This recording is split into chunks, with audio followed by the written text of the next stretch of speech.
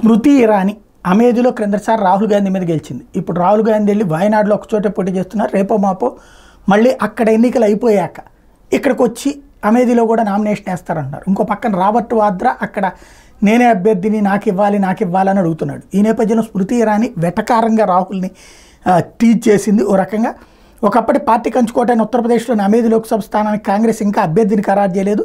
ఇక్కడి నుంచి ఆ పార్టీ నాయకురాలు ప్రియాంక గాంధీ భర్త రాబర్ట్ వాద్రా పోటీ చేస్తారని జోరుగా ప్రచారం జరుగుతుంది. దీని మీద బీజేపీ ఎంపీ స్మృతి ఇరానీ తాజాగా స్పందిస్తూ కాంగ్రెస్ నేత రాహుల్ గాంధీ మీద విమర్శలు చేశారు. అమేఠీ ఎన్నికల ప్రచారంలో పాల్గొన్న స్మృతి హస్తం పార్టీ మీద విరుచుకుపడ్డారు.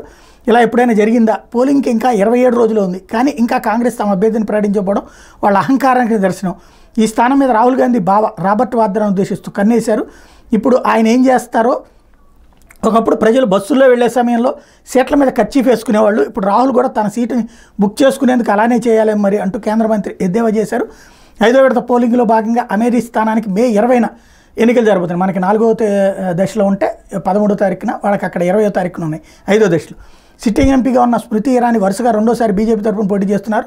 2019 కంటే ముందు వరుసగా 3 సార్లు రాహుల్ విజయం సాధించినటువంటి నేపథ్యంలో గతంలో గాంధీ కుటుంబ సభ్యులు సోనియా, రాజీవ్, సంజయ్ కూడా ఇక్కడి నుంచినే గెలుపొందినటువంటి నేపథ్యంలో ఒకప్పుడు కాంగ్రెస్కి మంచి పట్టున్న ఈ ప్రాంతంలో ఇప్పుడు హస్తం ఆదరణ కోల్పోతూ వస్తుంది. గత ఎన్నికల్లో అమేఠీ రాహుల్ ఓటమి పార్టీని బాగా దెబ్బతీసింది. ఈ నేపథ్యంలో తాజా ఎన్నికల్లో వాళ్ళ కుటుంబ సభ్యులు ఇక్కడి నుంచే పోటీ చేస్తారా లేదా అన్నటువంటి సందిగ్ధంలో వాళ్ళని రెచ్చగొడుతోంది స్మృతి ఇరానీ.